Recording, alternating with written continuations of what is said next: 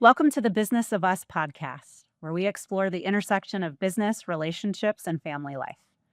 This season, we're focusing on the concept of the three mountains of partnership, purpose, and passion, which are the three big challenges that all couples face throughout their relationship. Whether you're scaling your first mountain or learning to navigate life after the summit, these episodes will give you stories, strategies, and inspiration for the journey. It is my pleasure today to first introduce my co host, Cameron Medill. Cameron founded a multi-million-dollar company that he sold to his team in 2019, which led him to realize his true passion is helping people build strong relationships. He has conducted original research with over 600 entrepreneurs and their spouses to understand how thriving relationships drive both personal well-being and sustainable success. You can read his work at relationshipscienceguide.com, and today he runs Happy Couples Project, which is focused on experiential date nights and workshops. Thanks, Jamie. I'll now have the pleasure of introducing you. Jamie is a licensed therapist who works globally with EO and YPO members, entrepreneurs, and their families, helping them to navigate all the pressures that come along with a high-performance business and high-stakes relationships. Jamie is a sought-after speaker, retreat leader, and workshop facilitator, and she's deeply passionate about helping entrepreneurs and their families to navigate the intersection of mental, relational, and family wellness. Please keep in mind our podcast is for information only and is not therapy. If you need professional support, we recommend visiting psychologytoday.com. All right, today's big question. How can couples navigate the big life changes that come when one partner realizes they want something very different from life than what they've had up until now? It's my pleasure to introduce Mike and Jackie Schoenberger. Mike and Jackie are an amazing couple who actually I had the pleasure of interviewing once already for the research that I did on entrepreneurs and their relationships. And so I was delighted to bring them on the podcast. Mike and Jackie are co-owners of Sunco, which is a managed IT and voice provider across Canada. Having been in tech myself, you can simplify that as thinking of they make business communications easier for Canadian companies. Today, Mike is the CEO of Sunco, and he's also a sought-after speaker on connection. He just delivered an excellent TEDx on the power of loving yourself. Jackie is multi-talented, and among other things today, Jackie teaches yoga and she's a feng shui consultant, which is really all about helping people to build the connection and love of the space that they're in. And as you can probably tell, they share this. Mike and Jackie are all about the vibes and the connection and the curiosity. They, in their personal lives, are proud parents of a 24-year-old, and they love to hike and travel. Mike and Jackie, thanks for joining us. Thanks. Yeah, thank you so much. It's a pleasure to be here. Excited for this conversation. Yep. We are too. So let's just start by going back to the beginning. How did you guys meet, and what were your first impressions of each other? Mike always tells the story really, really well. So No pressure, though. All right, let's hear it. So I'm, a shy-ish teenager, just starting to come out of my shell. I'm 19 years old. And we start going to nightclubs because I'm 19, but I probably look like I'm 16 or 17. 12, try 12. Yeah, so I look pretty young. And we're in the lineup of Barry T's, which was a local nightclub at the time. Nightclubs were popular where you go dancing. And my best friend and his girlfriend, well, we all got ID'd, probably mainly because of me. And when my buddy's girlfriend, Teresa, opened up her wallet, there was a grad picture of Jackie. And I always joke that I picked up after I picked my job off the floor. Then I leaned in and I said, "Who's that?"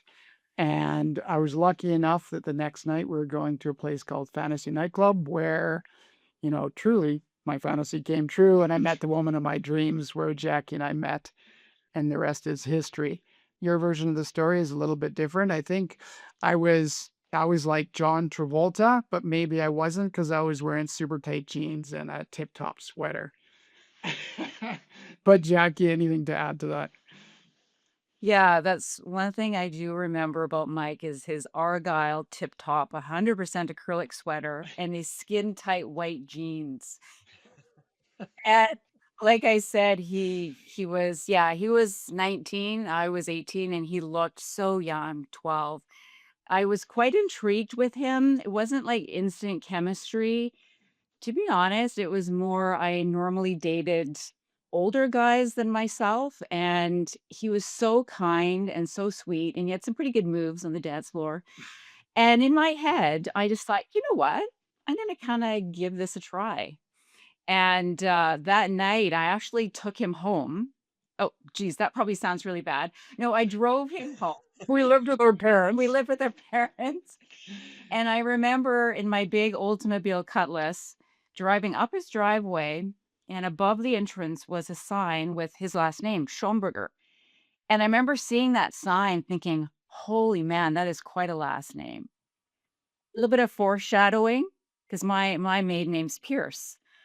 So to go from Pierce to Schoenberger is a big, but it was just interesting how I saw that last name and I was like, whoa, that's quite the name. And then I ended up marrying him and I'm a Schoenberger. Sorry, I just popped you in the face there.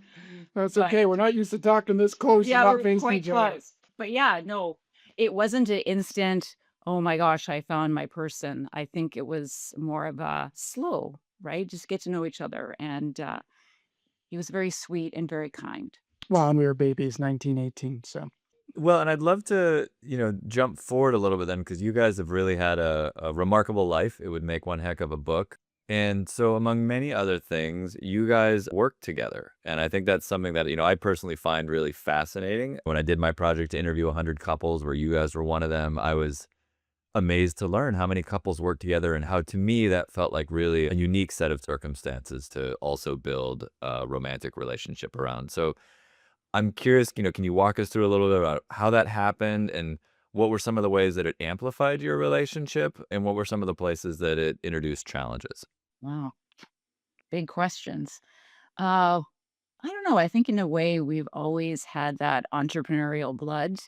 Mike worked for his dad, and his dad was self-employed as well. And then when his father retired, we bought the small little company for 15,000, which was basically an old work truck and one contract. That was how Sunco was born, and we were married for what? About 17 years when that happened? No. no, we were in 1993, and that was 2000. Oh, 7 sorry. years. Yeah, 7 years. And we just went for it. And it was just us and one employee, his cousin Sean, who's now our partner. And we did all of our work, the books in our basement. I did the books, all that kind of small tasks growing the company. We just did at home. And then it just got bigger and bigger. And we basically worked together for 19 years before I left the company in 2019 to pursue my own things. We always got that a lot actually. People would find out we worked together and they're like, "Oh my god, I don't think I could ever do that. Oh, there's no way I could work with my spouse," right? But we were just a team and we did what we had to do. We worked together and we started small and we just grew and it just grew. And I always loved working with him. I always did. Maybe because I was more like I was marketing and PR, doing the bookkeeping.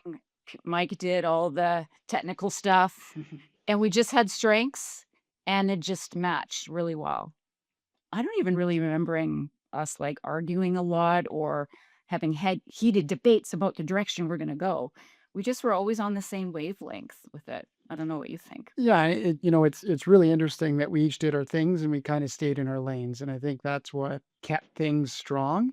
And there wasn't really any other choice. Yeah, You know, family like, run and business. Yeah. and it was like, it helped serve us really well because, we had our son. Mhm.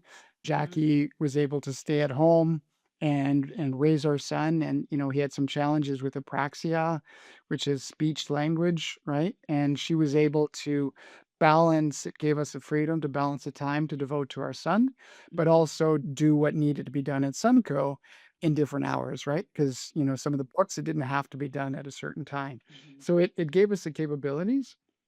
I think it was later as Sunco grew that some of those challenges that you talk about came in. As you get more and more people and it's outside of us, then we found ourselves talking about the challenges in the evening, the frustrations, people problems, growth problems, and it started to monopolize and intrude in our connection. And it was Mhm. hard for me at the time because I didn't necessarily see it. But when Jackie decided to pull away, you probably tried to pull away 3 or 4 times, and Yes. I'm pretty good with words, and I did a story to convince her to stay. And then once I did, release her of the burden to make her own choice. That was a big moment, and it took us a while to navigate through what that looked like, but it's definitely better. We don't talk about the chaos. And, we grew from those 3 people to we have 70 some employees today, and we're right across Canada. And I'm so glad that we have separation there because now there's a lot more that we can talk about in our life. Yeah, like I found it extremely difficult because those few years before 2019, it was tough for Sunco. We were having a little bit of a downturn.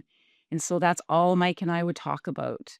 Just the stress. What are we going to do? And strategizing. It was we basically lived the business 24/7, and it hard on us because I felt like I was kind of losing my connection to my partner, and we were becoming just work partners or colleagues. And there was no like I hold Mike at the highest priority of my life. Of course, I hold myself high priority, but Mike is, second for me.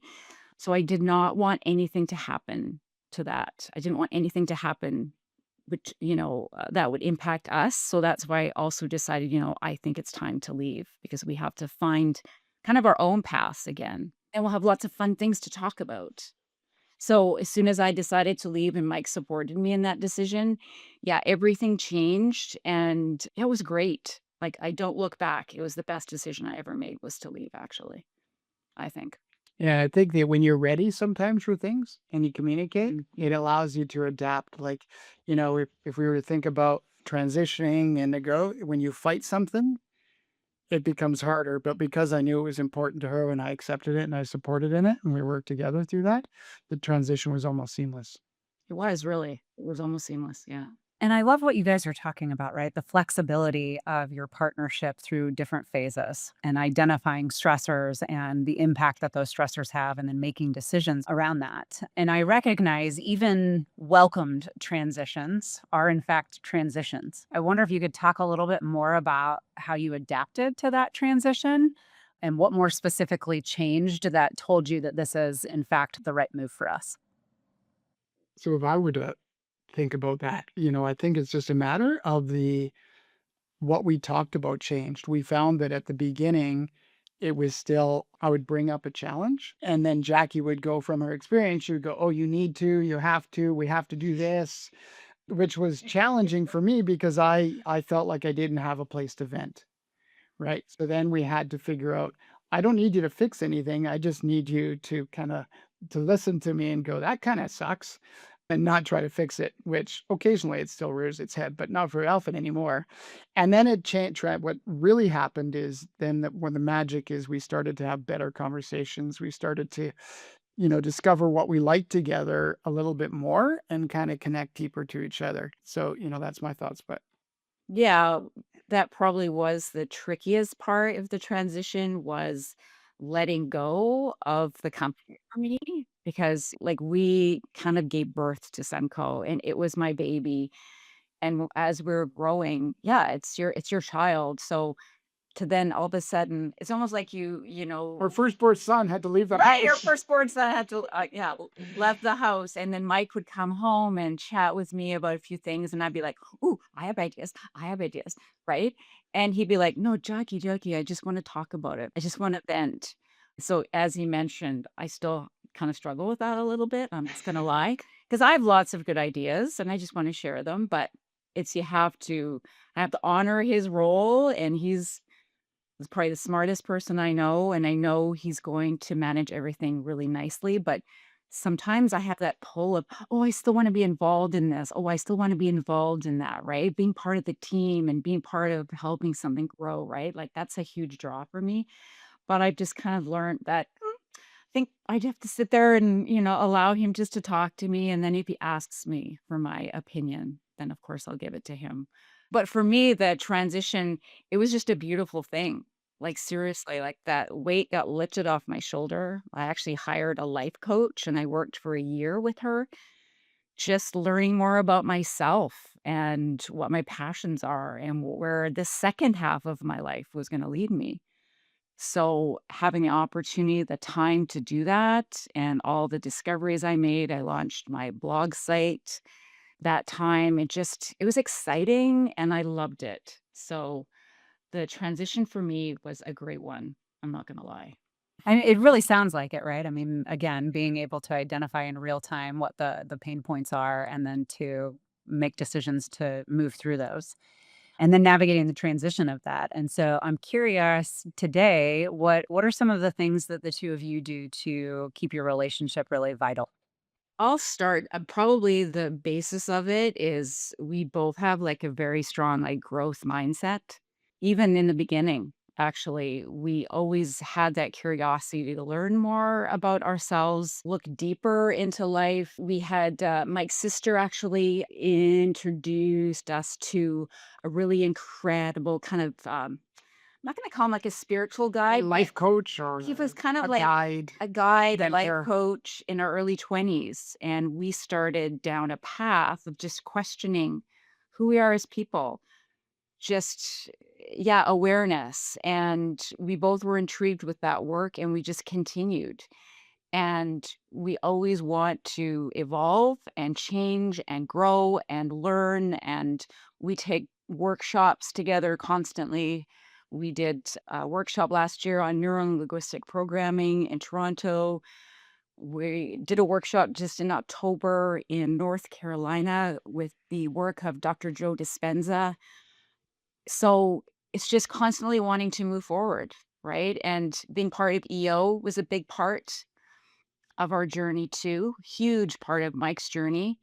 And when I saw him changing and growing and becoming a better person in the way he communicated with me and coached, and I was like, okay, what the heck is he doing? And I want more of that. Like I want that. Like I felt like he was almost kind of growing apart from me in a way because he was exponentially growing, growing, growing. So then I was introduced to EO and the Spouse Life Partner Forum.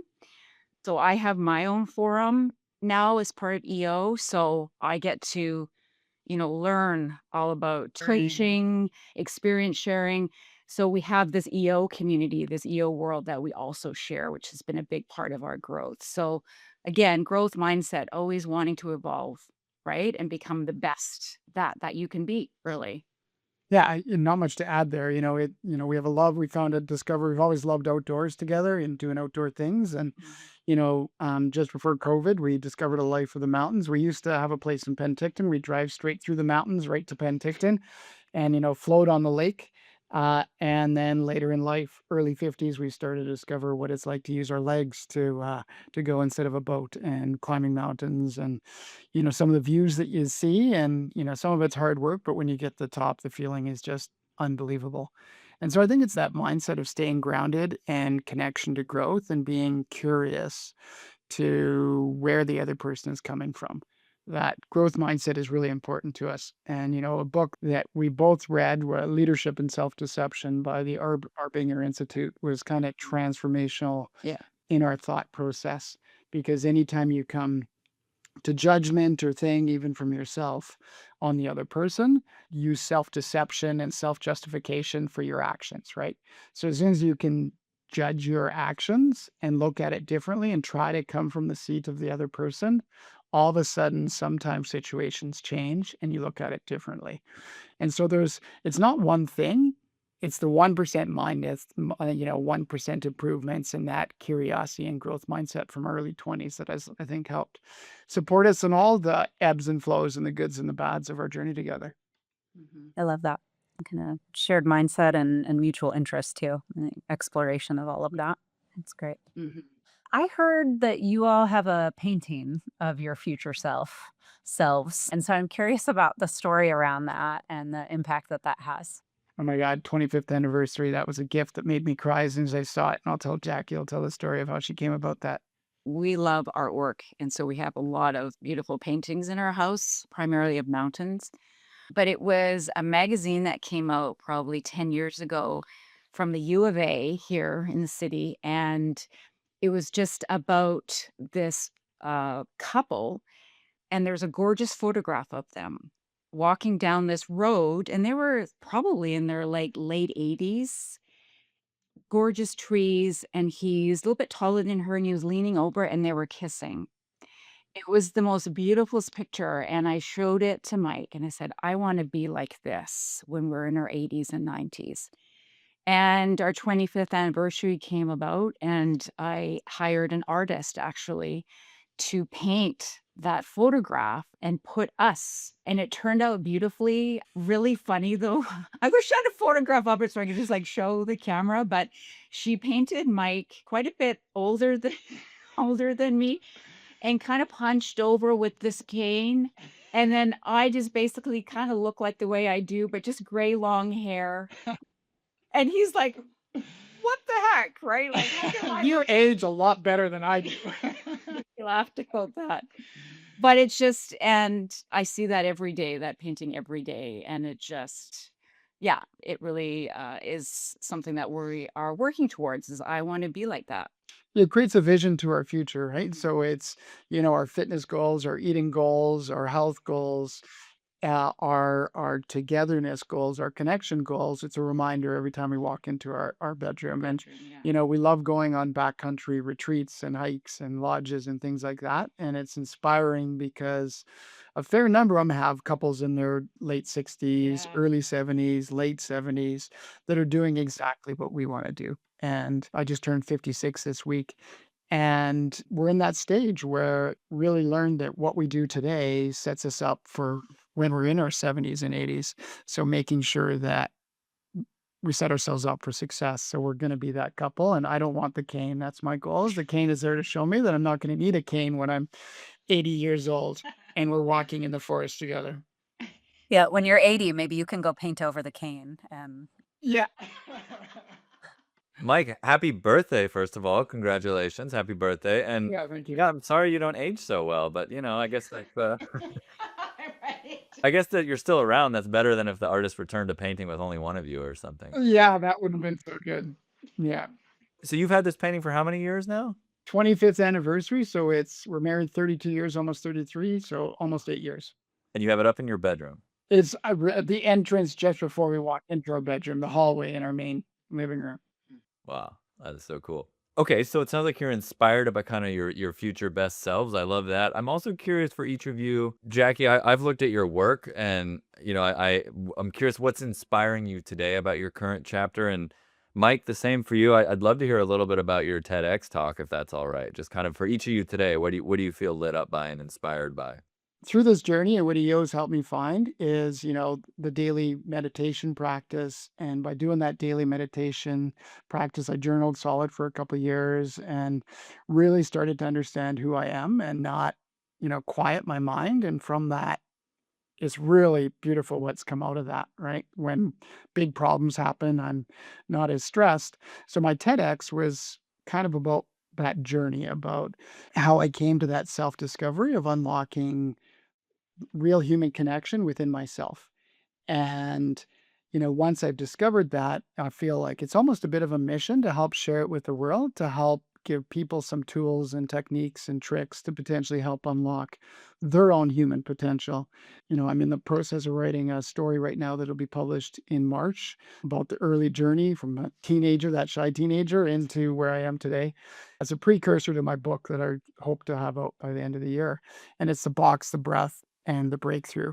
And it's about that journey to self discovery and understanding by loving myself, by understanding myself and taking calm and curiosity in what I do, curiosity in how I act, if I act strongly, why, and the same in others by leading that way. So my TEDx is really about how if you open and lead with the heart and you become coherent in how you show up as a human being, how it changes those even around you. And so while I'm passionate about, business and CEO and Senko continuing to grow, I'm bringing that heart-based thought leadership into my company to help inspire other people, hopefully, that they can connect better with their families and others. So it's really about spreading the ripple of love and connection of themselves and others is what I'm all about. Over to you. You know what? 2025 has been a pretty huge year for me. I always knew in my heart that I wanted to, speak. I wanted to teach people. I wanted to inspire people, but I have actually stuttered since I was 5, and just the challenges that I've gone through, it really held me back and made me afraid of judgment, afraid of not being able to, like, express myself properly. And I wanted to do workshops, feng shui workshops, just teach people because I'm so passionate about, your environment and what an important part it is of your growth. And it was last March. We were in the mountains. I do not know what happened, but something just the switch was flicked with me. And I'm like, I have to do this. And so we were doing some of the work with Dr. Joe Dispenza. I started doing his meditations every morning. And then I started to teach again. I started to plan my workshops. And then I did my first workshop in May. And 2 hours straight. It was huge for me. And I thought, yeah, I did it once. I can do it again. She crushed it. Yeah. Thanks. So I've done I just did one on Tuesday on his birthday, actually. So we didn't celebrate his birthday, but so I've done 6 of them now on various topics. And sometimes, yeah, I look at myself now and I don't even recognize myself anymore because for so many years I held myself back out of fear.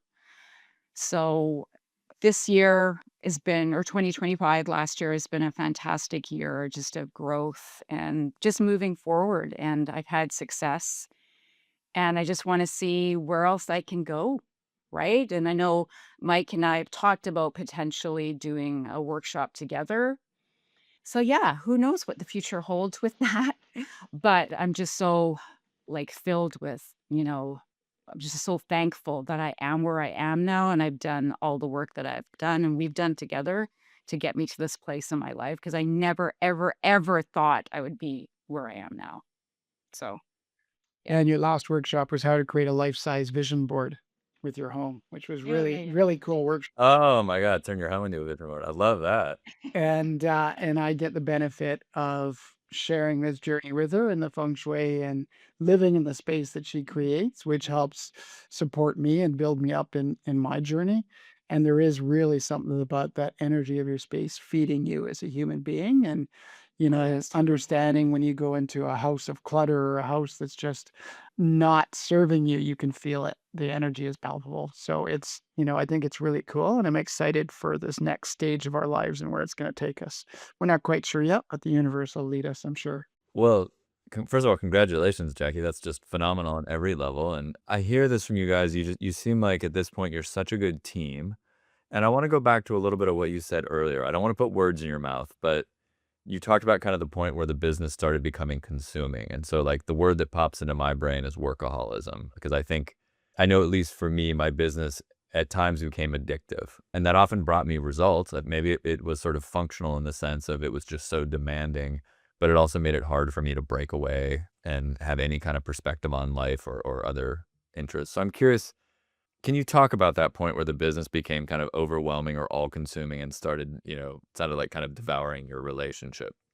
Do you want to talk about? Yeah, so maybe I'll talk about a precursor to it. And then when we changed, my dad passed away of a massive heart attack, and it's part of my TEDx story because I felt the connection and that really, but the key moment to that was I didn't really process the grief of it. I threw myself into work and I became a workaholic. And even when I was home, even if I forced myself to be home because we had Pierce and he was young and he was going through his apraxia, I was there physically, but not mentally.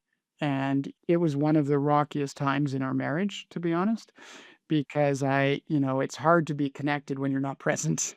And I wasn't even present or connected with myself, right? And so the business was doing well because, I was working lots and I was thinking about work, but I was really involved in the technical side. And, it shows the power of the relationship where Jackie, we talked about it and said that it isn't working. And I did make a shift.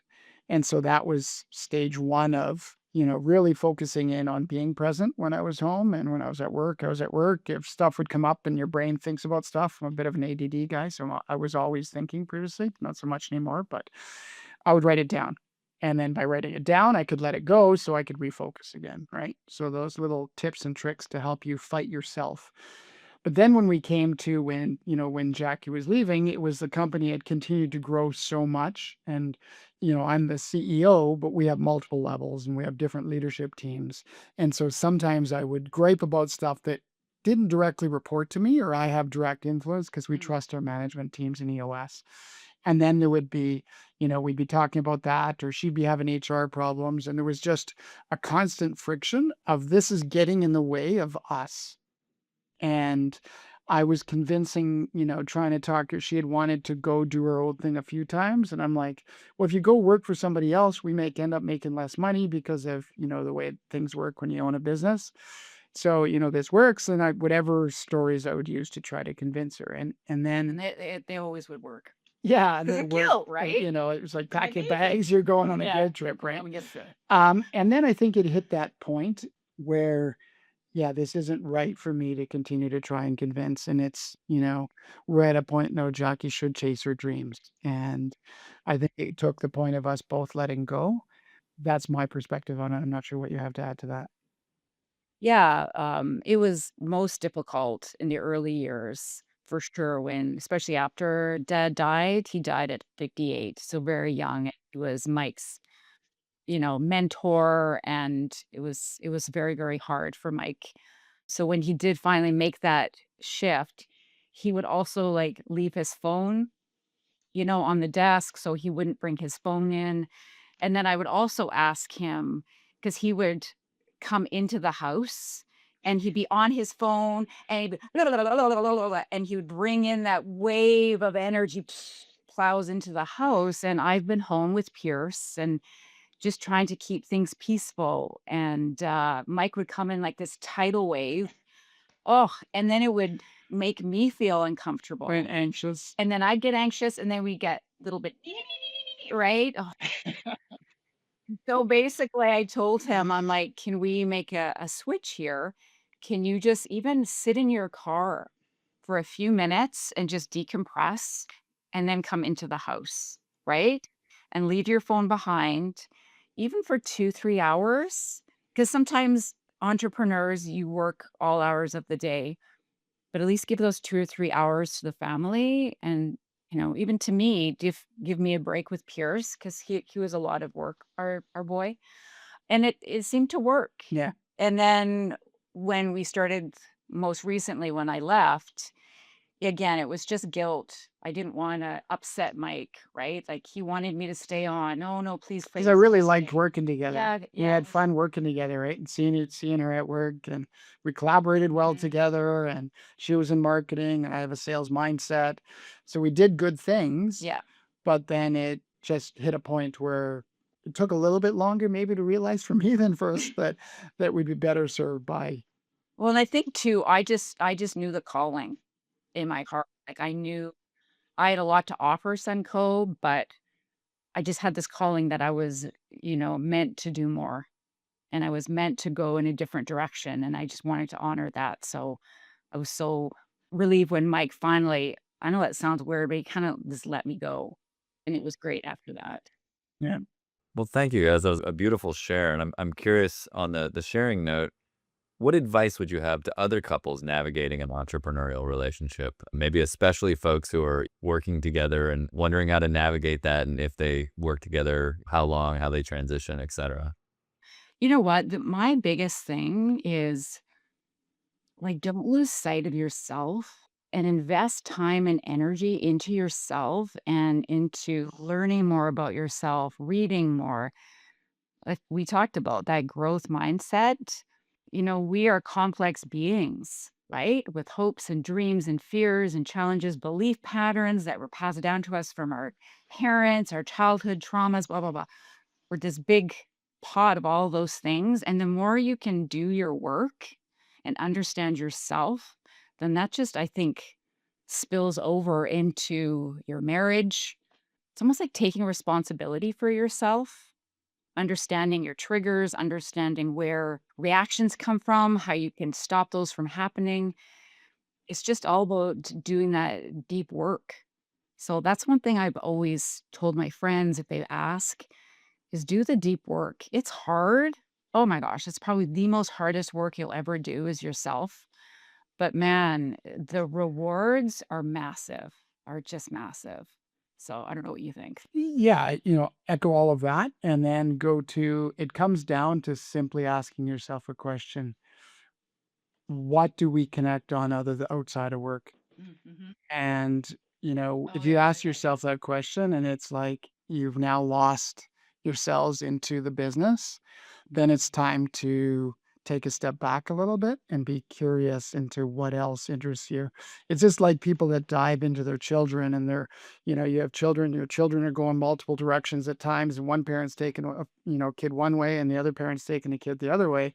And then the kids leave the nest and all of a sudden, you look at each other and go, who are you? Right. So you have to have those couple moments that are outside of the business that you can truly connect with each other and interests outside. And I think that's what I would say would be the most important thing is take time for yourself and take time for each other and set some guidelines and rules on when you talk about work and when you don't, knowing that there's going to be exceptions. Sometimes the poop hits the wall and you need to dig in, but knowing that that's not the norm. And if it's the norm, because at the end of the day, especially as you get older, one thing you realize is written on my tombstone, I don't want to be he was a great entrepreneur and ran a great successful business. Nobody wants that written on their tombstone. So it's all about how you show up, how you impact the lives of others. And, I want to be known as somebody that led from the heart, was kind and curious and loved the best that he could. Beautiful. All right, let's have some fun. Let's go in a different direction. Let's do some rapid fire questions. All right, quick answers. Jackie, if you could have dinner with one historical person, who would it be? Carl Sagan. Mike, what's your favorite movie? Fifth Element. Oh, all right, all right. Jackie, what's the best advice you've ever received? Oh, when I was learning how to teach yoga, her name was Dawn Lamoth, and she said to me, where your fear is, you'll find your freedom. Where your fear is, you'll find your freedom. All right, I love that. All right, Mike, what is a place you'd like to visit you've never visited? Pompeii. Pompeii, okay. And then I have a bonus question, Jackie. In that painting, is Mike wearing those tight white pants, or is his outfit wearing tan with man? No, he's wearing a sweater, though it's not an Argyle tip-top sweater. So I don't think he has any hair in the painting either, right? He's quite I know that the hair is starting to go, but She's definitely more attractive than I am in the picture. We'll send you a photo of it because some listeners might be curious.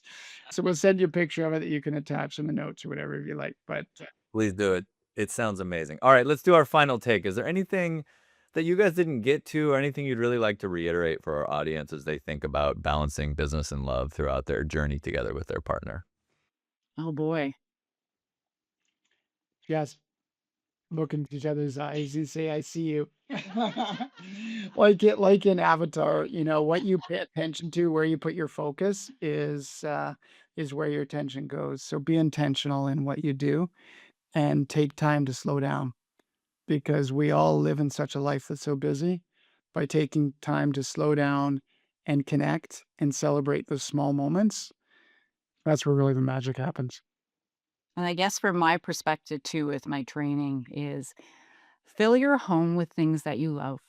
So whatever that means for you, you want to kind of bathe your unconscious mind in constant reminders of what your life is about or what you want to create in your life. So a lot of our things in our house are about us. Photographs of us hiking together, our paintings. So not only do things together and learning more about yourself, but also don't forget your home and add those beautiful points of joy in your home. I love that. Well, thank you guys so much for joining us today. It's been a real pleasure.